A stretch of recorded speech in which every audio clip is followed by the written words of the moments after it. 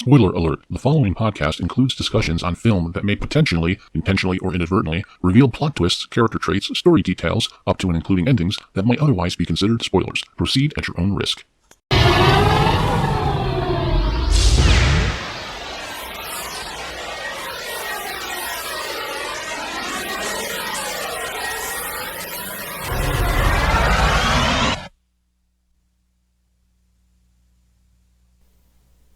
You're listening to Moviesucktastic.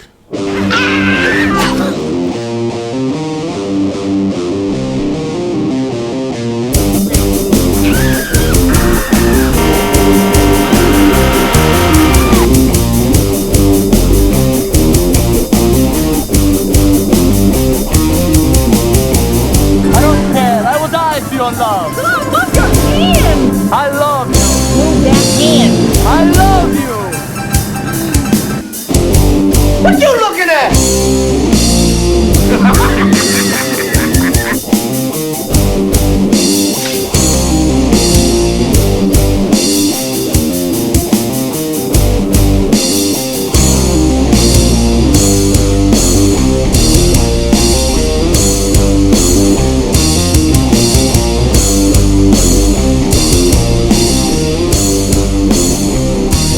I know it. It all sounds like some bad movie.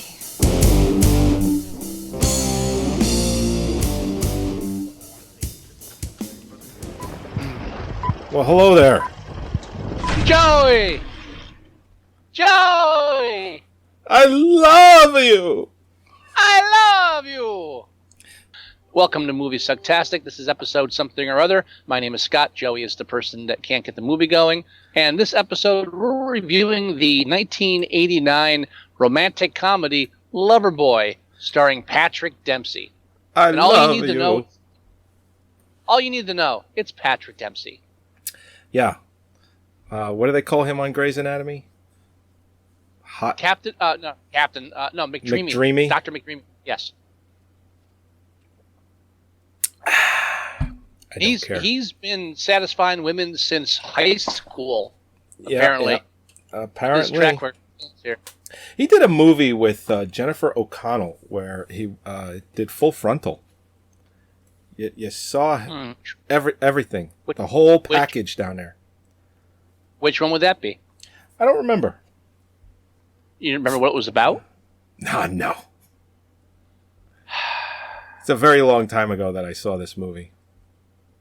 So you just bring up him and her doing the full frontal, and then that's it. He was more naked than her, but yes. All right. So, Loverboy. It could be this movie called Some Girls. Yep, Some Girls? It's called Some Girls. I should just grab that movie because I want to see it. For real? Oh, we'll get to that stuff later. Well, you get to see Anyway. his whole package in that one. Anyway, that's exactly why I'm grabbing a copy. I know you Downloading. are. You dirty That's bastard. the reason I'm getting that film. All right, Loverboy. Again, Patrick Dempsey. Also, Kate Jackson. Who else is? Kirstie Alley is in here. Robert Ginty. Robert Ginty. Vic Tayback, a.k.a. Mel from Alice. Or, as I like to call him, Robert Loggia Light. Kinda. I'm sorry. I could not stop thinking of Robert Loggia. Anytime this guy talked. This is going to be the last pizza boy that ever comes here. Tony, don't kill me, Tony. That's all I'm thinking when I hear this guy's voice. And the jumpsuit reminds me of Ben Gazzara.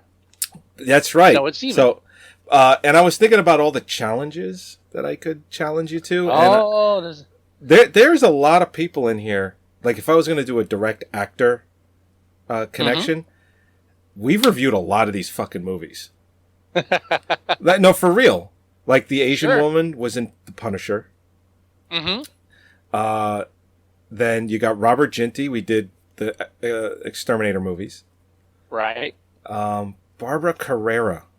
She did something that we reviewed. I just don't remember what it is. Oh, Barbara Carrera. That was Trying to remember. The hell did we review? Well, but my point is, Yeah. we've kind of and I have a challenge for you, but Yes. we've kind of exhausted direct actor challenges. At least I felt that way.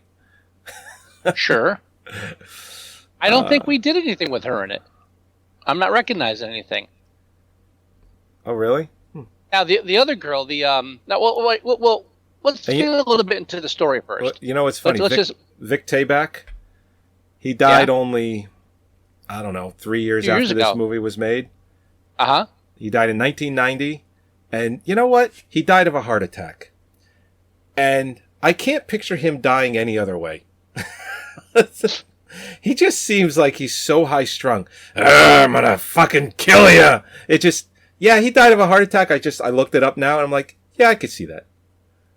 That's so nice. That's so nice, Joey. Sorry, but it's the truth. Poor Vic. Anyway. Loverboy. You want to give the basic rundown of what this McDreamy film is about? Well, yeah. Patrick Dempsey's character, he is a slacker. You see that from the very beginning of the film. He's got a girlfriend that he's not ashamed of, but he just doesn't want to introduce to his parents.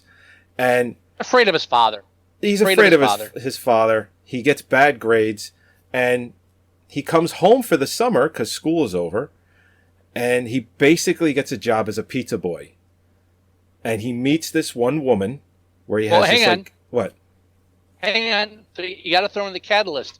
His father is refusing to send him back to college because of his poor grades, and so he's stuck now at this job with no way to raise enough money to go back to school to try to win back his girlfriend. That's right. Please proceed. Okay. So with that said, he meets up... well, actually, what happens is he sees a woman walking in the street because he's delivering a pizza, and... What? Go. I'm listening. No, you made a face. I don't know. Don't worry about me. Worry about the people listening to you, sir. Okay. Continue. I worry about everybody. So the funny part about that scene is they make eyes, okay? And he follows her into a clothing store and hits on her. But when he was in the pizza truck, he has this giant fake mustache. So when he goes into the store to talk to her, to ask her out, and he's like, she doesn't know who he is. And she says, "Who are you?" And he's like, "Wow, we in the street. You were making, flirting with me. I came in. I wanted to ask you out." And he pulls out the fake mustache.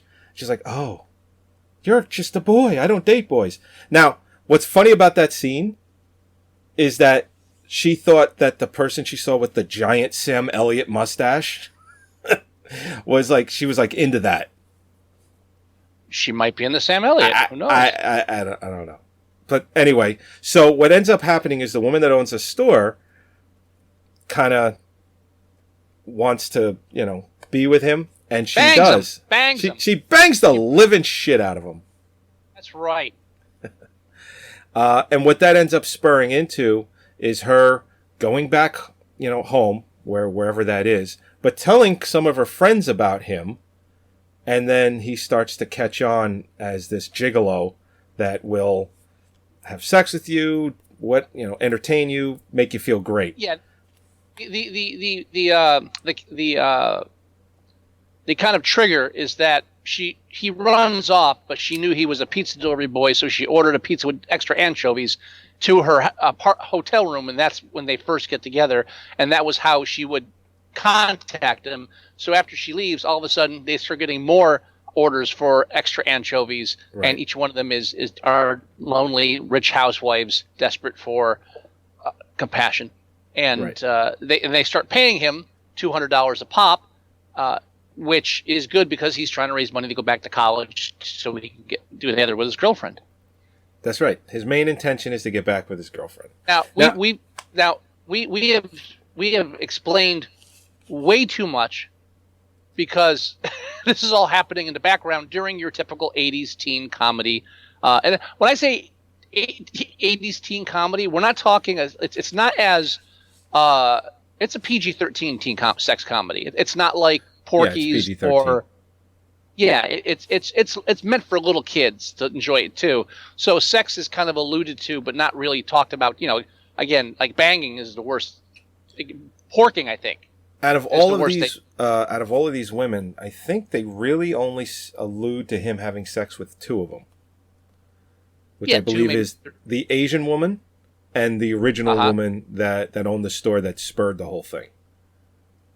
Yeah, I mean, we can assume that he might be doing more, but the point is he doesn't sleep with all of them. He just gives them affection, care. Which, no matter what, it always leads me to when he's trying to win her back. It's like, but you're banging all these other women. So, but now he understands how to please a woman, and now he understands what women want, and he knows how to appreciate women. So he has learned. He has learned this. If only every young man had the opportunity to bed a lot of lonely housewives, the world would be a better place. That's what the point of the film is, right? No, I missed that. No, that's not it. No, I'm sorry. No, I think you're right. Okay. It'd be a better place for at least the guy. Now, hey, listen. If they want it, they want it. What are you gonna do? Got my book of notes here. Now, I made some basic notes just about the fact that it's an '80s film. Yes, 1989. Right, and it's a solid '80s film. It's '89, but it doesn't feel like a '90s.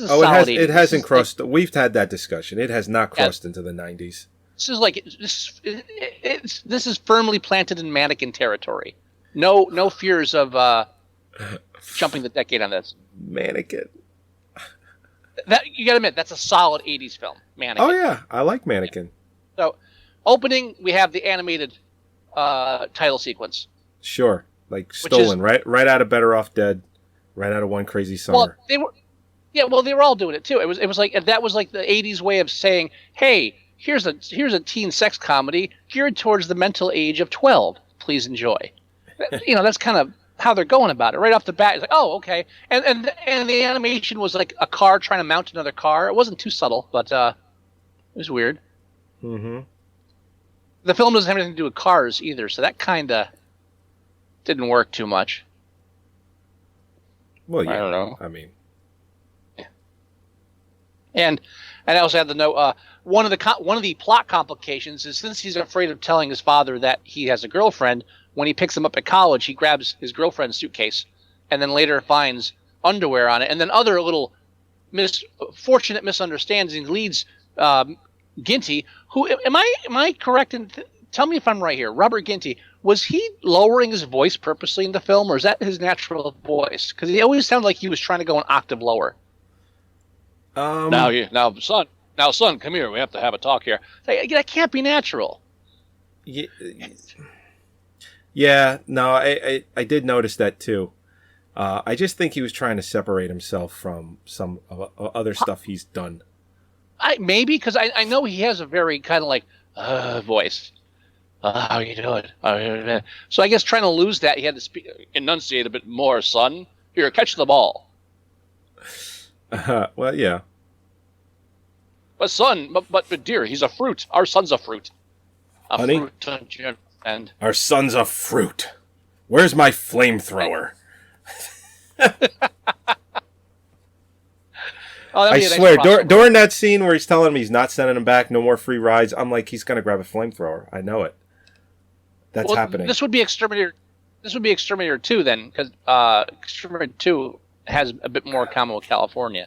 Yes, he does. A little bit more. And this is 2 movies in a row where the pizza car is fucking something else. This one has a giant sombrero on it. The one from The Last American Virgin had like a Mexican guy on the top or some shit. It's like, it's got to be a California thing. They like rubbing it in the nose of all the migrant workers. See, we totally disrespect your heritage in every possible form. Watch my sombrero. Well, there's that one scene where it's like, I'm making $4.80 an hour. People that swim across the border make more than that. He goes, yeah, but we pay him $5.10 because he's got more experience, as he drops, shit in the background. Now, and I looked it up. What was the minimum wage in 1989? National, not National. I didn't look national up California average. specifically. Okay. Yeah, well, not national. The national minimum. Some states put it higher, but what was? Take a guess. What was the minimum wage in 1998? Well, considering that this Or movie was 1989. Sorry. probably made in 1988. Don't care. What was the? It was the same in '88 too. Go ahead. Oh, okay, fine. I would have to imagine it's somewhere close, maybe 550. 335 was minimum wage. Wow. So he wasn't doing bad for a minimum wage job. He wasn't at the bottom. And he mentioned when he's calling him a fruit, and then didn't Tayback it later on? He's like, he's a homo. Yeah. Well, they go to beat him up, and he gets in front of the guy, and he actually does the thing with his wrist. He's a homo. He's the roper. The roper. He's a homo. I feel like huge portions of this film could have been an episode of Three's Company if done properly. He's like, "Oh, you're Bodak's kid." He's like, "Oh yeah, I'm Bodak's kid." Yeah, he's a homo. And what a last name to give the main character, a Bodak. Yeah, it sounds like something to try to find in a sci-fi film. We must retrieve the Bodak. It's. I'm sure it's a real name, and I'm sure it has that heritage to it, but it just doesn't set for it's an odd name to choose for lead characters. Yeah. What's funny, since we were talking about Vic Tayback, and how he's just saying homo and all that, he's like that the whole movie. He's saying things like Oriental instead of Asian. It's like, you got to get yourself an Oriental. It's like, wait a minute, what? It's like, you know what? My father still says that. My mother said that. The guy that I work with said that. And you know what they all have in common? They were all over the age of 60. That's what. Well, they didn't know better back then. That's why. Yeah, but they should know better now. But That's true. They still say it. I love the whole bar scene. It was like, I love the bar scene where Tayback's like, yeah, this guy in New York, he missed his bus, and the wife threw herself in front of the bus so he could get on time. That's what we need around here. Kenty's like, it's like, well, what happened to the wife? What happened to the wife? You're never gonna get it.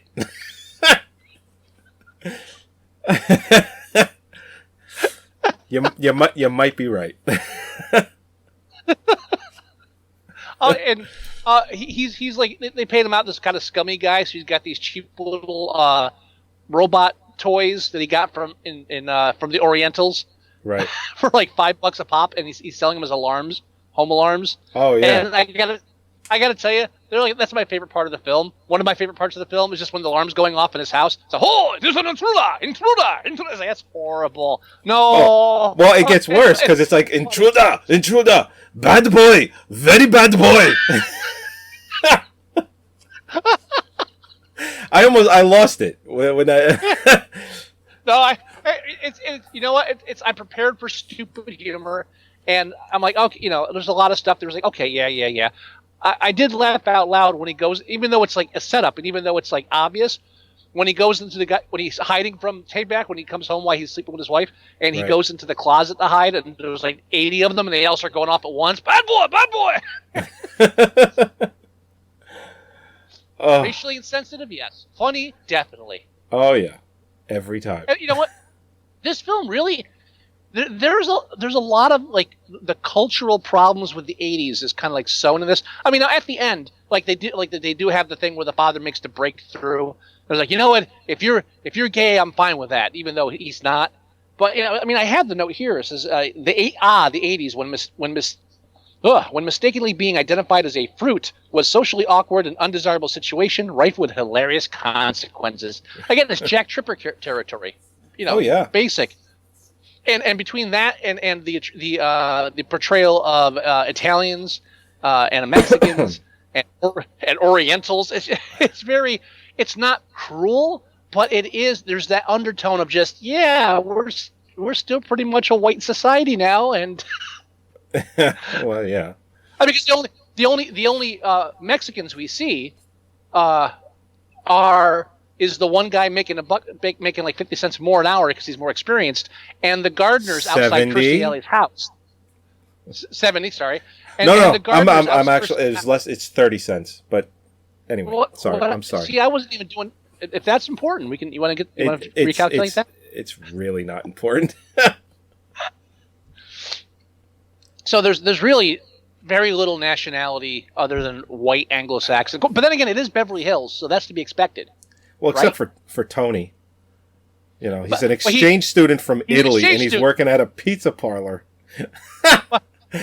For real? Well, he's Italian. Where else are they going to put him? What the fuck, man? I mean, seriously. and I'm a little confused as to why the pizza place is Mexican. I told you, it's got to be a California thing. We did Last American Virgin. It was the same fucking thing. These movies are only, 5 years apart? Now what's the actor's name? That played Tony? That plays Tony? Rob Camilletti? I don't think he's been in too much. He's been in quite a few things. He was in a few things. He was in another Christy Alley film, A Madhouse, in 1990. Oh, was he?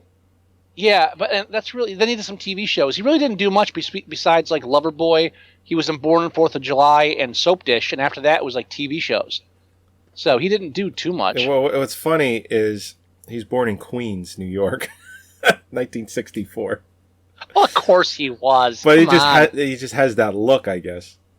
I my favorite line of his, besides "I love you," it's when we first meet him. Where is it? Right here. These American women. They're all so cheap and easy. All they say is, yes, Tony, yes, Tony. He says, you would want him to say no? He goes, I would respect that. And that's when he falls for his mother, because she tells him no. He goes, right. You're saying no to me? And then he decides, like, man, I love this woman. She's playing hard to get.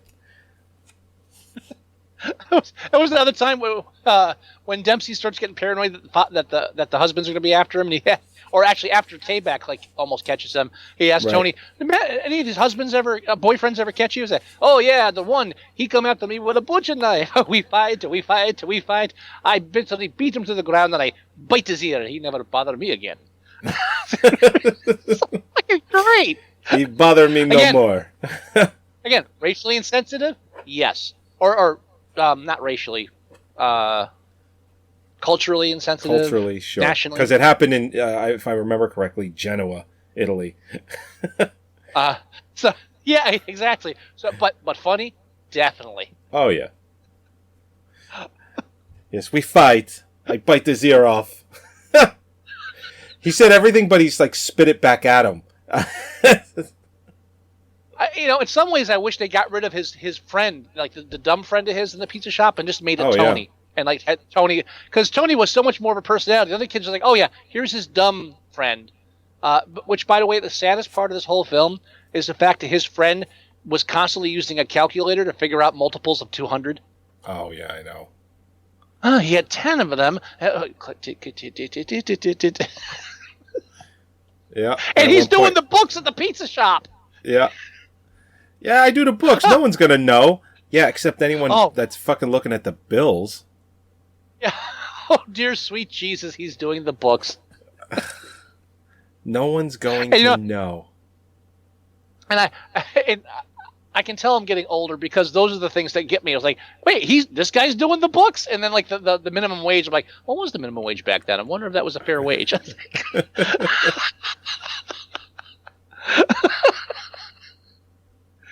Now, I will say one thing for Dempsey. He has good physical humor. He's always good physically. Oh yeah, definitely. I think I was reading in his bio that he, like, at a younger age when he was in he was looking to become an entertainer. He practiced juggling and stuff like that. So he definitely has control over his body. And some of those stunt scenes he was doing were kind of, it was like when Kirstie Alley's dancing with him first time and she's throwing him around the room. I thought it was pretty good. Yeah, well, yeah, that's true. What was his friend's name? Trying to see if he's done anything since.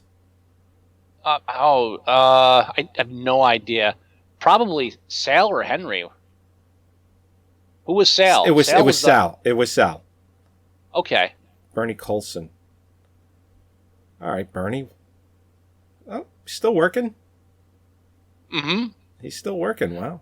Good for him. Now, the one name there, I recognized her the minute I saw her, but I couldn't really place it until I looked her up. The girl that plays the Patrick Ginty's secretary, who due to a hilarious circumstance, his wife thinks he's having an affair with her. Right, I know who you're talking about. Elizabeth Daly, and like she was in Pee-wee's Big Adventure. She was in Pee-wee's Big Adventure. She was in Dutch. She was one of the hookers in Dutch. Right, but you remember what I remember her? What the first thing that I remembered her from, and I was correct. She's the person singing in Better Off Dead during the prom.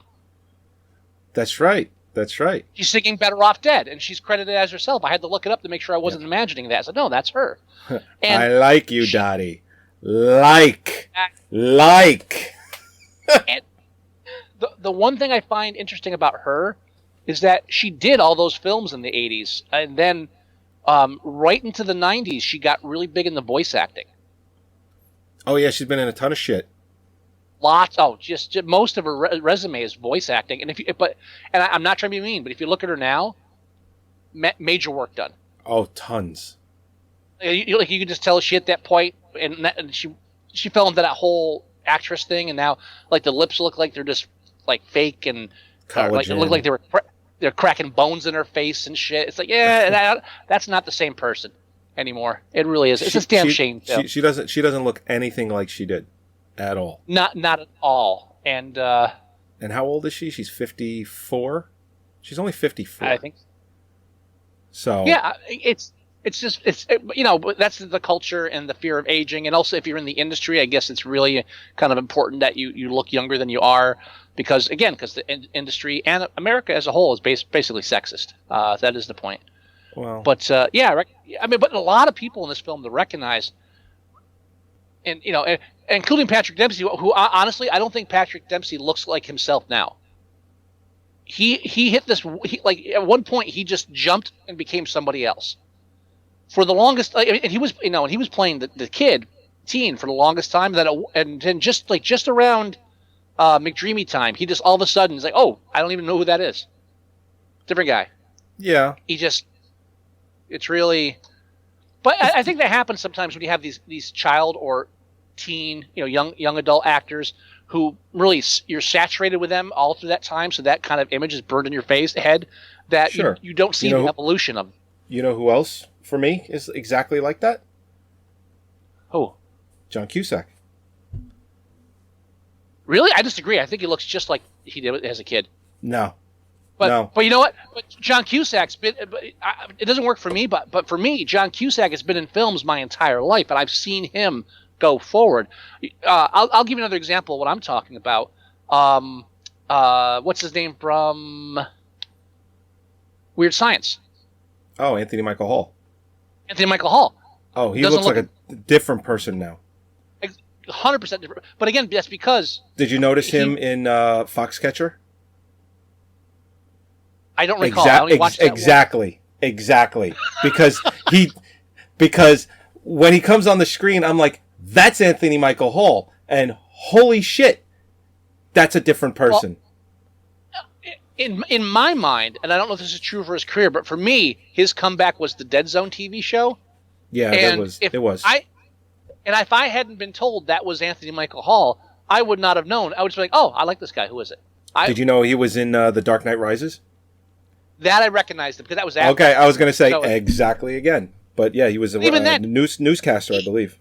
But even though I know it's him, I remember seeing that. And I'm like, I think that's him, but I would have to check it because it's still my brain is stuck on that Weird Science, that teen year up until Johnny Be Good, and then that's it. That's like a bubble. Even Johnny Be Good, he started to look different. You know it's him. That's when his career dived.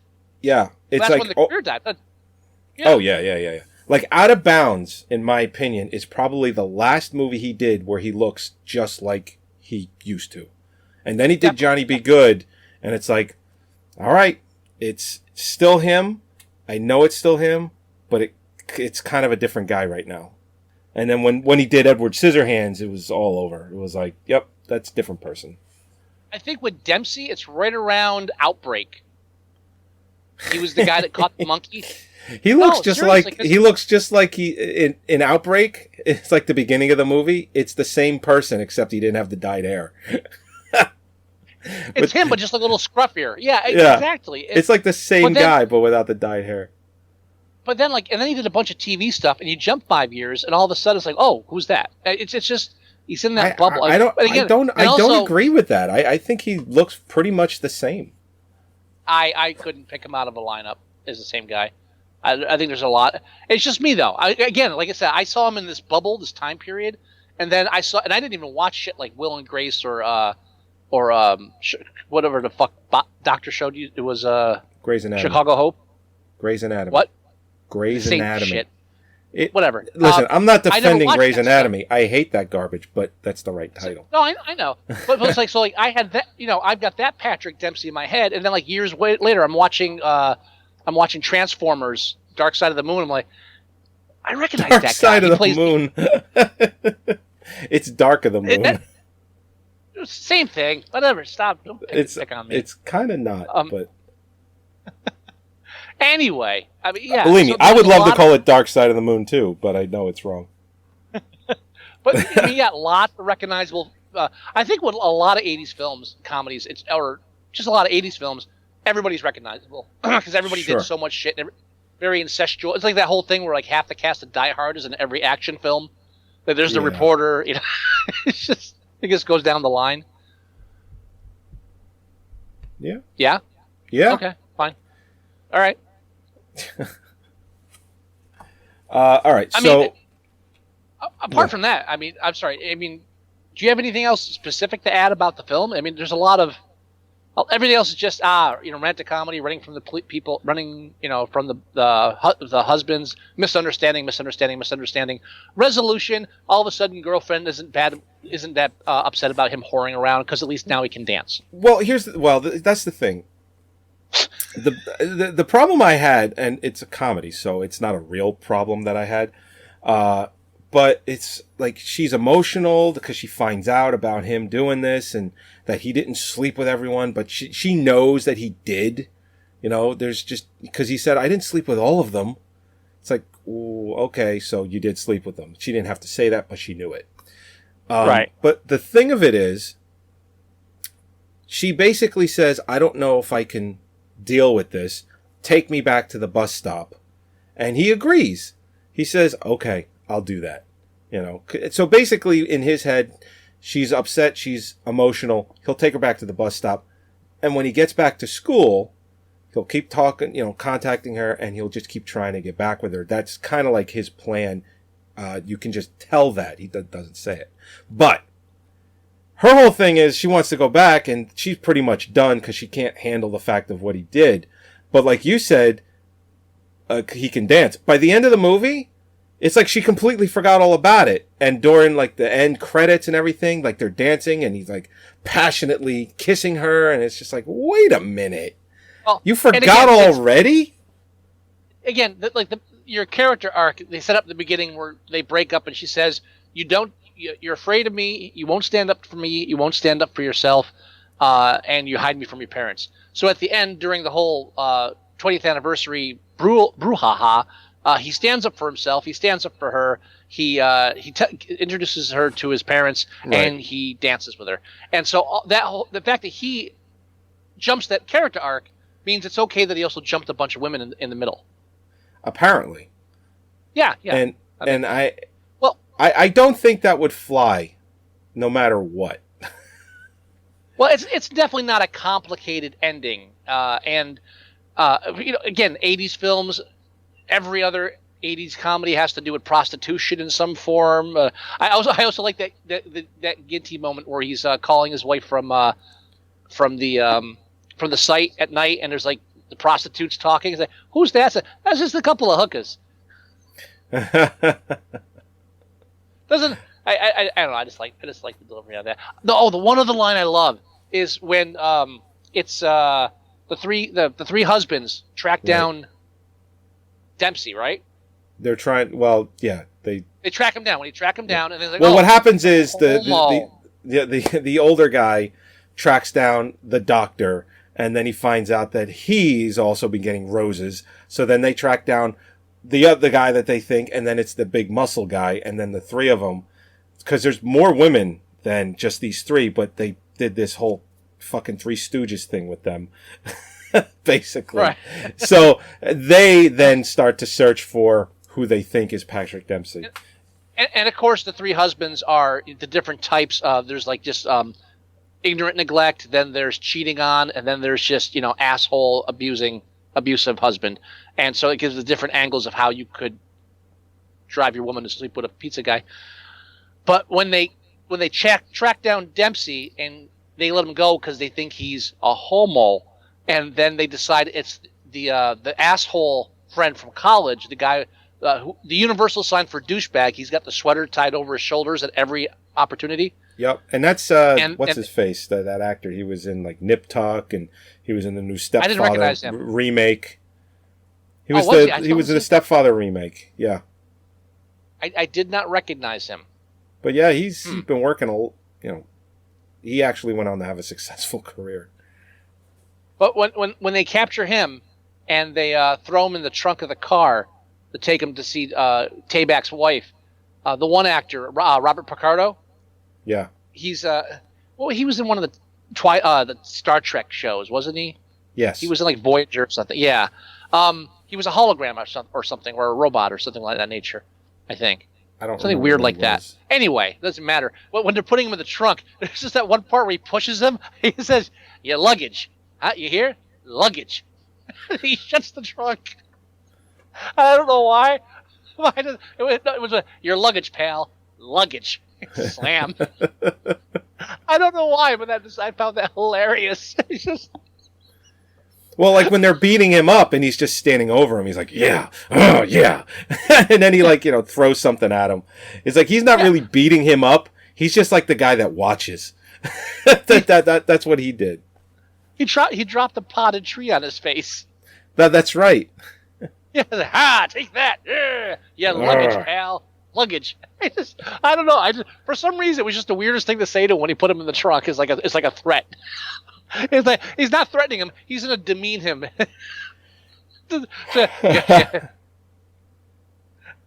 I'm gonna overpack you and take you to the airport. Your luggage. Slam. I don't know. Maybe it's just me. Maybe I'm in loopy. I don't know. Interesting side note on the movie. I was doing my research. I do random searches and stuff. Loverboy is actually mentioned in a book on screenwriting. Really? The book is called Functions of Dialogue Underscoring in American Feature Film, and it is mentioned in one of the chapters on dialogue that's used to underscore plot points and to carry things on, and how dialogue is combined with action to drive the plot. And there's a half a page in which the scene at the clothing store is described when he goes in and hits on the girl, and then she knocks him down, and she ends up talking to the other one. And again, it's just about dialogue. Probably the only time this film has ever been cited as a source for learning dialogue. And nowhere in that half page did it mention your luggage, pal. Luggage. Yeah, right. And I don't know about you, but the whole 10-minute montage where he's dancing, where they're playing the old time music and he's getting dressed up and he's dancing with all these women, it's like, that's, in my opinion, that's like the most boring part of the entire film. Because overall, I enjoyed the movie. The 80s montage, yeah. But I could completely have done without that. I love you. I love you. And he's on the scooter too. When he came back, when they got him here from Italy, the first thing he had to do was buy a scooter. Or he may have brought that with him. I was going to say, he probably brought it with him. You see him on the boat. I'm going to America. Oh, no.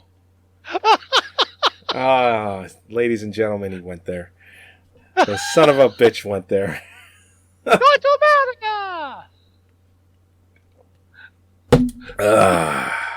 Leonardo DiCaprio. That's what happens when you let an Irish person direct a film with an Italian person in it. An Irish woman. What, James Cameron? Different film. Yeah, exactly. Wow. Yeah. Well, and this film was directed by a woman, and written for mostly 2 out of the 3 screenwriters were women. Really? Yeah, which would explain why it's very sensitive to the feminine needs of the female characters. Yeah. Yeah. Yeah.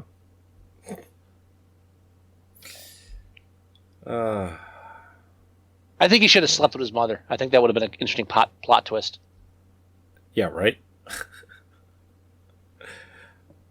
What's funny about that is he accuses his friend of setting that up. He's accusing him of being a sick bastard and all that stuff. Yeah, and they don't go anywhere with it. Because he finds out that Jenny's back, and then it's just kind of dropped. Yeah, but that was weird too, because like, how was he supposed to know who was ordering the pizza? I don't know how he could blame his friend for that. That seemed like a bit of a stretch for me. I was confused. Well, I was like, yeah. I understand the comic part of it, but then the rational part of me was like, but it's not his fault. He just took the order. He doesn't recognize his mother's voice. And how come nobody at any time just says, son, are you gay? Or it's okay if you are. The movie would have been over in 15 minutes, but... No, this was the 80s. That doesn't happen. And I think that was like probably the most accurate part of this whole film, except for the part that maybe there probably was a whole gigolo chain involving pizzas, because it seems to be happening so much in the films. It's got to be real. But no, the 80s, Reagan, the whole thing, where no. Sure, with the I believe that 100%. AIDS epidemic and all that. Yeah. Well, not mentioning it, the whole, I mean, that was, homosexuality was still kind of, it was acknowledged, but not in a positive way, and it was still a big deal. I mean, there were countless films in the 80s just about gay teenagers and gay adults, and, I totally buy that, the whole idea of no one wants to confront him with it. It's, the elephant in the room, whatever. Mm-hmm. But I thought it was funny, too, that the wife, when she calls the office and the secretary picks up and she, from that point on, believes he's having an affair, nobody just talks to each other, says, did you have an affair? They just avoid it. Dude, you're married, right? Sure. Yeah, you know how that works. People don't talk. Actually, come on. No, actually, no. We get our shit out as quickly as possible because you know what? I got shit to do. All right. I don't let that shit drag out for 2 days, 3 days, a week. I don't. I don't have the patience. Well, that's the problem. I don't have the patience or energy for it. There lies the problem with this country, that 2/3 of married couples are not like you, sir. My hat's off to you. No, if I have a problem, it's out. It's like, listen, we got to talk. And the mother, by the way, she did soap stuff, right? She was like on daytime soaps or like nighttime soaps. One of her big calls to fame is Charlie's Angels. That's right. But personally, I recognized her from Scarecrow and Mrs. King, which was on when I was a kid. So for some reason, that's the thing I recognize her from. I didn't watch Charlie's Angels. I don't think I watched Scarecrow, Mrs. King either, but I think I saw that more than I did Charlie's Angels. Yeah, I don't know why I was thinking something else for her. But yeah, now that you say that, it's like, I don't know how I would have thought of her in anything else but Charlie's Angels and Scarecrow and Mrs. King. Oh, yeah, exactly. What's your problem, man? I don't know. But again, tons of faces in this film, and we probably talked about this film more than we planned on, being a cheesy little 80s sex comedy. Yeah, that is true. All right, so let's go ahead and rate this thing. Oh, okay. Let me get to that. Loverboy, losing my voice. On IMDb, it's currently at 5.9. I think that's. I think 6 would be. I think I'd be okay with a 6. I think it deserves a 5. I'll go ahead and give it a 6, though, for its positive portrayals of Italian Americans. 6 it is. No. Now, it's 5.9 at 5 with 5,001 users voting. I think we're number 1. Cool. Highest demographic is obviously 6, 25.9. Not obviously, it could be a horseshoe. Oh Jesus! All right, again. Highest demographic: females under 18, 9. What? But there are only 2 females under 18 that have seen this movie. Okay. And rated it. And they both love Grey's Anatomy. Yeah, there you go. Yeah, but under 18, there's 10 people that voted for this under 18. The vast majority of viewers otherwise are not. What 18-year-old is watching this film? Where do they find it? How do they get to it? They're not watching this. Right. Other than that, across the board, It's a solid all the 6. other ages. Yeah, all the other ages is like 6.1, 5.9. Not much of a variation there. And IMDb, no IMDb staff rated this film. Cowards. Really? Wow. Cowards. They just might. Lowest demographic. They just don't like anchovies. I guess. Lowest demographic, it would be males 45 and over. 5.6. Okay. Highest two teenage girls. 2 teenage girls. Yep, Just they rated it 9. McDreamy. And that's the average of 9, so technically one of the teenage girls could have rated it a 10 and the other one an 8. That's possible. I got a feeling that the two females under the age of 18 that rated this film, I'm saying there's a 50% chance they know each other. That's possibly true. I just saw it the same night. I don't know. It seems like if there's only 2, and if not, they really should talk. They really should. I think there's a lot of discussion there, on about that 9. But that's me. Hey. Yeah. You know, the only reason you challenged this to me was for the "I love you." I love you. I told you when I challenged you. I love you. That's the only reason I challenged this. American women. What the fuck was it again? American women. They're so cheap and easy. Yes, Tony. Yes, Tony. They never tell me no. You'd want them to tell you no? I'd respect them then. Oh, I see. But the pizza is now broken. The tip is going to be lousy. The more I try to do Italian, the more I'm segueing it into Bela Lugosi. So I better stop. Yeah. Eddie, let's film this fucker. No, that's not what he says. Let's get this fucker rolling. Ay. Eddie, I love you. I love you. I love you. All right, we've gone way too long. Yes. All right, so this is episode 184 of Moviesucktastic. As always, yes, thank you for joining us. All right, you can go to our website at Moviesucktastic.com. You can download every single episode on the site, unlike some other shows that make you pay for them. You can listen to the show live every Thursday at 8 o'clock, or you can listen to the show right from the website. You can go to iTunes.com. You can go to iTunes, and you can download all the shows there as well. If you want to leave us voicemail, the number is 908-514-4470. 908-514-4470. If you want to leave us email, the address is themovieguys@moviesucktastic.com. If you want to go to our Tumblr page, it's tumblr.buckles. Holy shit. That's what I know. I've had a long fucking day at work. It's Tumblr, moviesucktastic.tumblr.com. Wow. If you want to go to our Facebook page, it's facebook.com/moviesucktastic.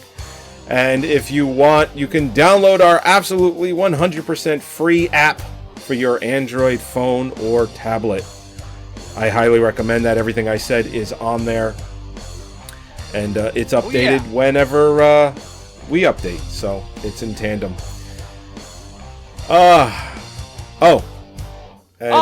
As like I always say, the mobile version of our site's coming. Anyway, it's coming. It's coming. It's gonna come. It's gonna happen. So that's about it. Do you have any words of wisdom, Mr. Wilson? You know what? I don't. Oh, I thought you were gonna do the "I love you." I love you.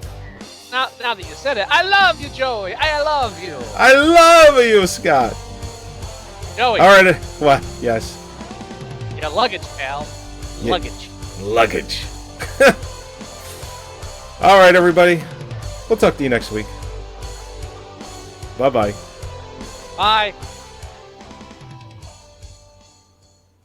I love you.